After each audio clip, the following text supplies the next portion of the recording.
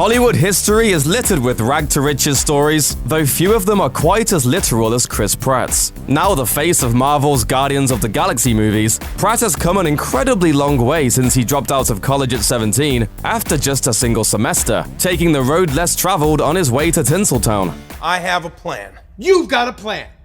Yes. After cutting his teeth playing sidekicks and funny men, the character actor was immediately promoted to the A-list when he won the role of Marvel Studios' Peter Quill, aka Star-Lord. Turn back the clock a few years, however, and there were definitely no red carpets or caviar. So how did it happen? Let's find out how Chris Pratt went from homeless beach bum to Hollywood hotshot. After dropping out of school, Pratt had to find ways to make ends meet, and he turned out to be a natural at door-to-door sales. He worked as a coupon salesman for 2 years, learning skills that he claimed served him well when he finally made his dream move into acting. His next gig was less white-collar, or actually more no-collar. In need of a bit of extra cash, Pratt decided to turn himself into what was described as a very, very low-rent Magic Mike. I would just like slowly, awkwardly dance and then go down to my shorts and they would be like, no. With next to nothing to lose and his 20s looming, Pratt accepted an invitation from an old friend who claimed to be living the dream in Hawaii and wanted his buddy to join him. The two young men lived out of a van, which Pratt admits had its ups and downs. On one hand, he was very free, but on the other hand, he had no bathroom and the van had a bit of problem with fleas and rats. And of course, there was also the danger of him turning into this. I am 35 years old, I am divorced, and I live in a van down by the river. One of the part-time positions Pratt picked up in the islands of Aloha was waiting tables at a Bubba Gump seafood restaurant. It was while on shift at the diner that Pratt had a chance encounter with Commando actress and shrimp fan Rae Dawn Chong, who was looking for actors for her comedy horror short Cursed Part 3. After being impressed by his enthusiasm, Chong flew Pratt to LA to give him a shot, and ended up providing him with the platform he'd been waiting for. Pratt's next acting gig came when he landed the role of Keenan in The Extreme Team, a 2003 Gen X spy flick about a secret group of Black Ops snowboarders. That movie sounds ridiculous, but in the grand scheme it was just another rung in the ladder that Pratt had to climb on his way to becoming Star-Lord.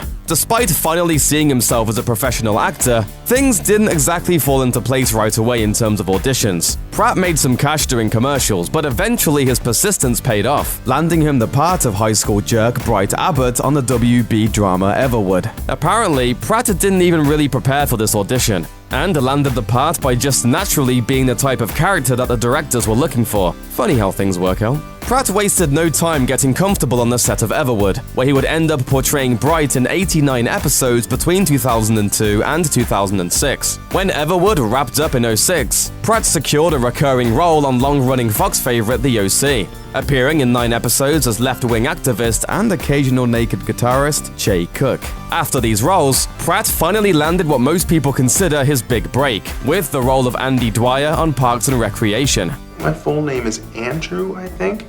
So, no? Wait.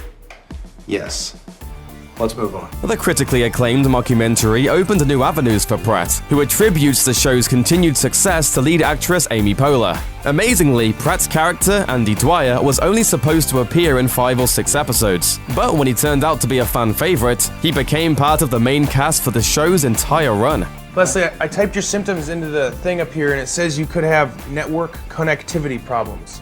The success of Parks and Recreation and the cult following that started to build around Pratt's character made movie studios pay attention. In the next few years, he had roles in 2011 Best Picture nominee Moneyball, Judd Apatow's 2012 comedy The 5-Year Engagement, the war drama Zero Dark 30, and 2013's Best Picture nominated film Her. With all these strong, big-screen performances stacking up, it seemed like Pratt was poised to shake the funny friend stereotype and trade it up for something much bigger. That much bigger thing would of course be 2014's massive hit Guardians of the Galaxy. Director James Gunn admitted that when Pratt's name first appeared on his desk, he scoffed at the idea of him leading the line as Star-Lord. Gunn even said that there was no way that, quote, the chubby guy from Parks and Rec was going to star in his movie. At this point, Pratt had already been turned down for the parts of James Kirk in the Star Trek reboot and Jake Sully in Avatar because he didn't have the it factor, and he himself was worried that he was too fat to play a superhero. But in the end, both he and Gunn were wrong. As soon as the director saw Pratt reading for the part, he was sold, and apparently knew he had found his Star-Lord just 20 seconds into the audition. Just like that, the part was his, though that's pretty much all Pratt knew for a good while.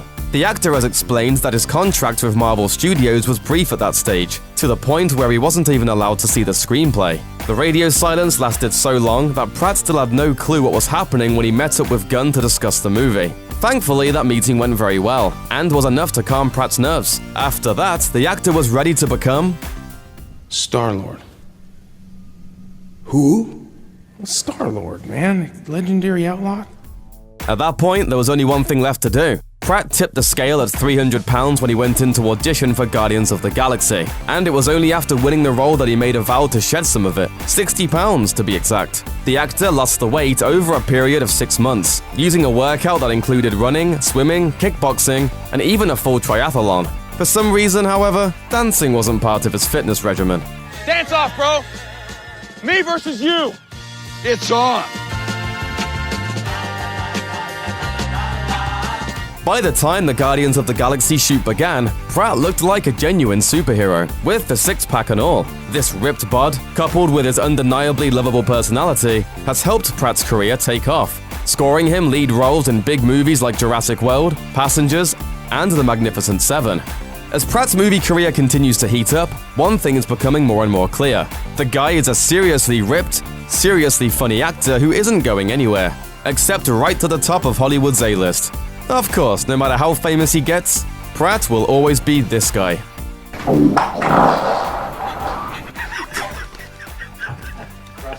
Yep. My pants on camera. Check. Thanks for watching. Click the looper icon to subscribe to our YouTube channel. Plus, check out all this cool stuff we know you'll love too.